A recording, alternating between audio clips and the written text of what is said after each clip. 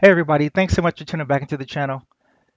I've received some requests to do a brief stock market analysis in terms of the direction of the market, what's been going on, and where I think we're going to be headed in the next week or so.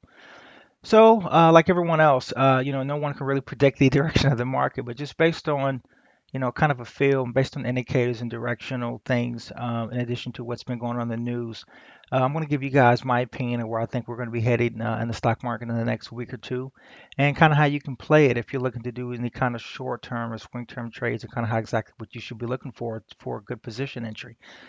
If you take a look, you can see that the markets have been kind of really trending back and forth. It's been very choppy the past 2 weeks. If you take a look all the way back until, let's say, August 5th, yeah, I'd say August 5th, maybe even the 2nd, all the way up until last week, the markets have just been up and down nonstop. It's been hitting a wall from like the 26, 400 down in the 20, 25, 470 range. I guess you could count 20, 25, 373, but really the 25, 470 range. Up and down, up and down, up and down. If you've been buying off of the 200-day MA support, more than likely you're going to make money. You've been making money going long. And if you're buying off the support of the 100-day, then if you've given a little bit of wiggle room, if you've been shorting, excuse me, you've probably making some money and vice versa. So this is what people do who are doing day trading or who are doing swing trades: is you buy off support and you sell off resistance. Now, in terms of the overall direction of the market, the market has been very choppy the past few weeks, and it's really just been all strictly because of trade. So you have the China tariffs that have been coming back and forth. You have, the president who's been doing a lot of tweets, and it seems like the markets have just been responding every single tweet. That the president has been announcing has affected the market nonstop. If you go back and take a look at the history of these pops here, I think he tweeted like the day before that has caused every single pop here in the market, which is it's been uncanny to be honest. Back here was when they initially announced the tariffs. That was when Apple did its, had its nice in a slow drop down as well. The markets responded accordingly, dropped huge, like 6, 7% within a 4-day period, and then it gapped, and then it popped right back up. Hit the 100, and it's just been kind of wiggling through. Now you can see here, it popped through that resistance level, but then it turned right back around and it sold off the rest of the day. Now my opinion on this is that we're going to go down. But I want to tread a little lightly with this is because the stock market and particularly the algorithms. And for those of you who don't know, obviously you have earnings and you have dividends that get distributed and you have actual news that happens with stocks. But outside of an external moving factor, 70% of the stock market and the movement intraday is really done by algorithms. And so when I look at this, if there's not an external factor that is causing the market to move in one direction or another that changes the sentiment, then I automatically assume that the direction is because of the sentiment of the algorithms. And so, and as you guys know, the algorithms, their job is to trick you, is to give you misdirection. Make it look weak when it's strong, make it look strong when it's weak. And so when I trade, whether it's on a daily, whether it's on an intraday, whether it's on a weekly, monthly, doesn't matter. I'm always looking at that. Now, the longer you're holding on a stock, the less likely the algorithms, excuse me, are going to affect your trading direction. But if you're doing anything intraday or daily, even weekly, up into a week or 2, 3 weeks, most definitely the algorithms are going to have an effect on it. So I digress. So taking a look at this here, it popped through, and then it just flat out sold off, right? So it looks like you kind of went through that resistance level to the 50-day, went up, hit, sold off. I personally, looking at this, I am not long biased right now. If you go back and take a look at the stock market, all the way back here in what is this? May, June, July, September 28th, when we had that drop, pop, and then that huge sell off, and then it gets bought raw all the way back up again. Well, the market has just kind of been in this whole total range. Let's go to the weekly real quick. It's just been in this range and nonstop. And outside of the huge drop that popped right off of the 200-day MA, roughly, give it not quite, but close, on the weekly, and it getting bought right back up again. It's just been trading in the same range all the way to last year. It hasn't moved that much.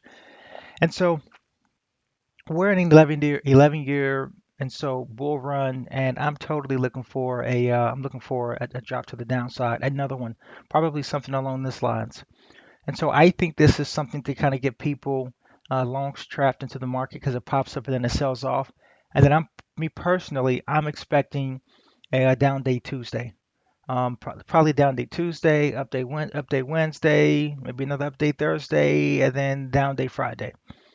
I think that we're going to probably break this 25 685 level, 25 536 level in the next week or two, personally. And so I'm always currently right now, as you guys know, I am a intraday and I am a daily, I'm a swing trader. And so, me personally, I'm short the market as of right now. I'm sorry, excuse me, I take that back. I'm actually long the market, but I'm only long bonds right now just to get some dividends for next week. But pending the direction of the market Tuesday, I will be short the market. I think, we're gonna easily. I think we're gonna be looking at a 24. That's 24 740. We will be testing the June lows, the end of May, the end of May, beginning of the June lows. I think we're gonna be testing that very shortly. If you guys are swing trading, I just want to reiterate that please make sure that you're buying off of support and that you're selling off of resistance. I can't tell you how many times you will lose money. I've been trading now for about, I don't know, 11, 12 years now. And I kid you not, I've just now started to become profitable. And the reason being is that it took me that long to understand the importance of buying off of support. It's a really, really crazy game because when you're looking at a stock, you constantly want to look at this and you want to buy these pops here, right? Oh my God, a pop. Why wouldn't I want to buy? It's good direction. If you take a look, in this particular chance, this particular situation, it actually kind of worked out if you held through the 5 minute, but not much. The real money happens when you're buying off the support levels. And it took me quite a long time to understand that. Buy off support, sell off pops. It looks weak, you buy it. It looks strong, you sell it. And that's how you make your money. Now, if you don't have the $25,000 ability to day trade, which most people don't, then you're going to have to be more creative with your swing trades. And the same principles apply. You want to make sure that you're buying off the support levels and buying off support and selling off resistance. Let's take a look here at just some of the stocks, some of the directions of the stocks that have been going on. So Amazon, right? Everyone knows Amazon's the behemoth. Taking a look at this pattern on the daily, you can see, it hit its high 2050, low 1307. It's kind of cupped out a little bit. It's gone up, and it's sitting on resistance. It's sitting on its 200-day MA right now. Personally, I don't think this is a bad time to go into Amazon. I think that we may be going lower in the next week or two in the S&P. However, if you are slightly long biased, this may be the best entry to go in for a little short test, maybe of a 50-day or maybe even the 9 to 1842, maybe get you 5 or 6% on the market. If you ended up buying this and it's like, you know what, I'm a buy and hold strategist if that's what you are. I don't think you can go wrong buying a stock like this that is off of its 200 AMA. It's down, you know, over 10%, from its highs. But me personally, I would be waiting until it touches its 100 AMA moving average, which is over here by the 1596. I'm always looking to try to find good deals on grade A stocks, and so I want to make sure that I'm really, really getting a good deal when I buy it. Let's take a look over here at the what we're doing. S&P, right? Everyone knows stock markets kind of move together, and it's kind of the same thing. It's been in that same trading range, and here we go, right? As a matter of fact, even with the S&P, it's even more defined than the Dow. It's just consistently bouncing off the 200 AMA, and just it's just boom, it's just consistently. I personally thought it was going to break through this here, but then I had to remind myself, the algorithms are in play. Everyone's expecting this thing to break, and because everyone's expecting it to break, it won't break. It'll only break when everyone's not looking for it to break. All right, so oh my God, thing's gonna go to the bottom. Pops. Oh my God, it's down on the bottom again. Pops. Oh no. Oh my God, the sky's falling. Pops.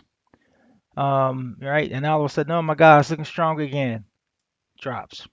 So I personally think that this is in a trading range to kind of suck in the longs and the shorts to get everybody kind of scared and totally overly biased, and then it's going to totally shock everyone and just go in a different direction. I think it's going to do a little fake breakout and then it's going to rip down. I mean, so if you look at the economic sentiment right now, we have the tariffs that are actually kicking in this week. That's huge, right? So that's the tariffs that Trump has said he's going to be kicking in for the last remaining bits of the China tariffs. He's going to be kicking that. I think it's 25% now, 25 or 30%. He's doing on the tariffs, and then China then responded and said that they're going to be raising tariffs an additional 5%. And so we are in a tariff war. In addition to that, you have the Hong Kong riots. I don't know, depending on what side of the fence you're on, call them riots, call them protests. You have the protests that are going on that are really, really hurting Hong Kong right now. That's pulling China into it. So China's already distracted. They're all over the place. The United States is trying to buy Greenland right now. We're in the middle of a trade war. This trade tariffs. We're at the top of an 11-year bull run. I mean, for all intents and purposes, sometimes I think trading can be a self-fulfilling prophecy. You say, I think I can, and then the stock goes, you can, and then you find out, I think I can't, and then you can't. And so I just think that right now in the overall total of the markets, keep in mind that the algorithms are really big institutions that control the stock market. I think if you take a look at the inflows and the outflows recently, let's go over here to let's go to where do we want to go to? I want to go somewhere. Probably not my account. Where are we at? Where are we at? I wanted to go over to the markets. There we go. Boom. All right, so this is the advances and decliners. This is really weird, the fact that there were more advancers on the day than decliners. But if you take a look at the overall direction of the market, the big institutions have been slowly pulling money out of the market. It's still been continuing to be propped up though because we are in a really slow season where we were in August because of the holidays and things like that. But come September, I think we're going to get a lot more volatility than we did the previous month. And I fully expect that to start next week. So if you guys are in the market right now, I really do think that you have to take everything into consideration with your risk tolerance and with your time horizon. If you are a swing trader, that means if you're looking to swing trade from a couple of days to a few weeks, the same things apply. Make sure you're buying off support. Make sure that you're recognizing, identifying the stocks that you want to buy. Make sure that you're being patient with the stocks, and make sure that you're not being greedy. If you're day trading, the same rules apply. You want to make sure that you're really trying to buy stocks on good days with positive sentiment. You want to also try to buy some stocks that have good news. I'll give you an example. So Keys last week had earnings, right?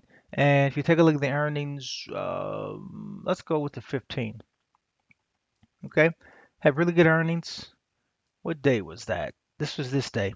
Earnings popped up after hours, came back down, touched the 15-day, and then it just ripped like another 5, 6%. Like you want to make sure you buy things like that. That's how for the intraday and for the swing trades, you want to go with the direction of the market.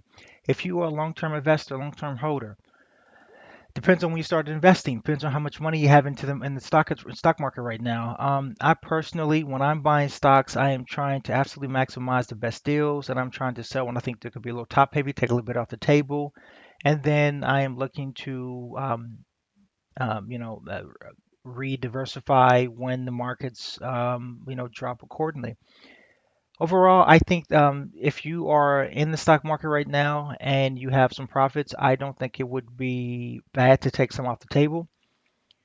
If you are just now beginning to get into the stock market, I don't think this is a bad time to be a little conservative. I would not be aggressive. The big institutions are not aggressive right now. They've been taking money off the table. If you follow the inflows and outflows in the market, so therefore we should do the same thing, right? I'm one of the little guys, so I would just advise you guys to please be very cautious, especially next week. I'm fully expecting there to be some blood on the street. If you take a look at the market over the past year, I mean, it has actually gone up quite a bit. If you put 10, 15, $20,000 in the account all the way back from last year, you would be looking pretty. You'd almost 100%, right? Just kind of putting in keys or whatnot. But overall, I think you guys should just be totally cautious, be on the lookout, be on your toes, and if you are day or swing trading, I don't know, how much money I would be leaving into the market overnight right now.